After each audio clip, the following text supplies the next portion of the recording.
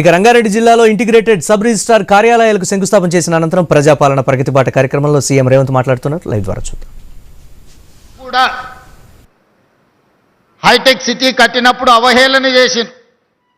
అంతర్జాతీయ ఎయిర్పోర్ట్ ఎక్కడో దూరంగా ఉంది, ఔటర్ రింగ్ రోడ్డులో ఎవరు ప్రయాణం చేస్తారు, కార్లు ఉన్న వాళ్ళ కోసమేనా ఈ అభివృద్ధి అని ఆనాడు మాట్లాడింది.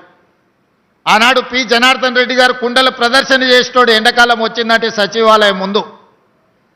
చంద్రబాబు నాయుడు గారు శాసనసభకి వెళ్ళాలన్నా, సచివాలయానికి వెళ్ళాలన్నా పి జనార్దన్ రెడ్డి గారు ప్రదర్శించే కుండల ప్రదర్శనని దాటుకొని ముందుకు వెళ్లాల్సిన పరిస్థితి ఆనాడు ఉండే.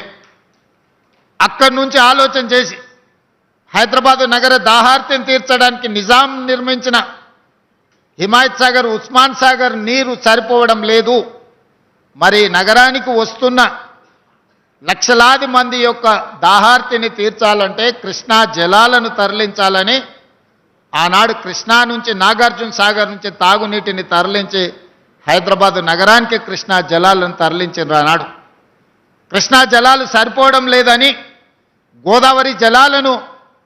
గోదావరి నది నుంచి హైదరాబాదు నగరానికి తేవడం జరిగింది.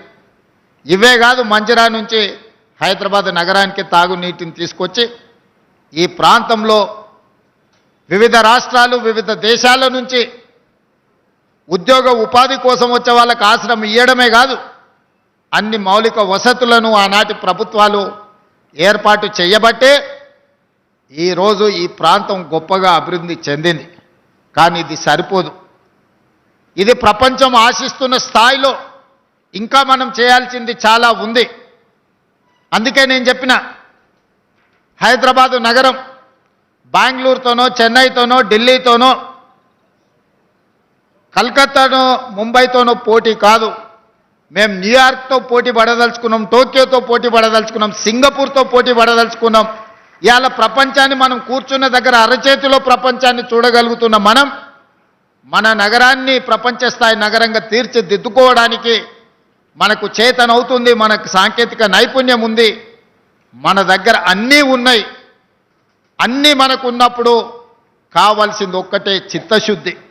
చిత్తశుద్ధి ఉన్న నాయకుడు ఉంటే ఏమైనా చేయొచ్చు అని ప్రాంతాన్ని అభివృద్ధి చేసిన చంద్రబాబు నాయుడు గారు, రాజశేఖర రెడ్డి గారు నిరూపించారు.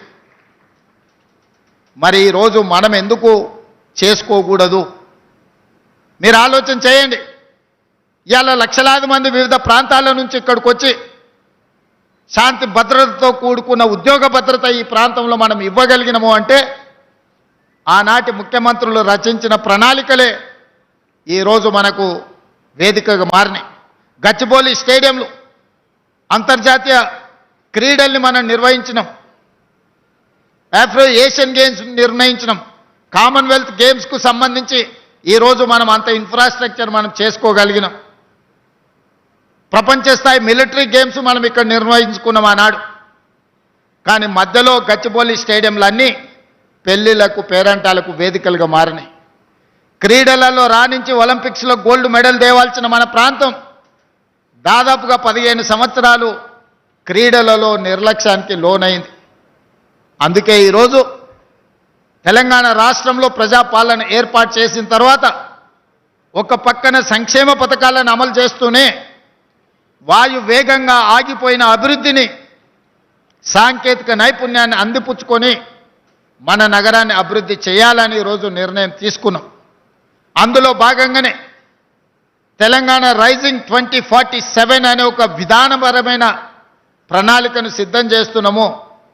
2047కి మనకు స్వతంత్రం వచ్చి 100 సంవత్సరాలు పూర్తి చేసుకోబోతున్నాం. అందుకే రాబోయే 10 సంవత్సరాలలో తెలంగాణ రాష్ట్రాన్ని $1 ట్రిలియన్ ఎకానమీగా, రాబోయే 2047కి $3 ట్రిలియన్ ఎకానమీగా అభివృద్ధి చేయాలి. అభివృద్ధి చెయ్యాలి అంటే నగరాన్ని విస్తరించాలి. నగరాన్ని విస్తరించాలి అని అంటే పాత నగరాన్ని, అది ఓల్డ్ సిటీ కాదు, ఒరిజినల్ సిటీ, ఆ ఒరిజినల్ సిటీని ఒక గోల్డెన్ సిటీగా తీర్చిదిద్దాలంటే మూసి ప్రక్షాళన చేసి తీరవలసిందే. గుజరాత్లో సబర్మతి రివర్ ఫ్రంట్ కట్టుకుంటారు, ఉత్తరప్రదేశ్లో గంగా రివర్ ఫ్రంట్ కట్టుకుంటారు, ఢిల్లీలో యమునా నది ప్రక్షాళన చేసుకుంటారు.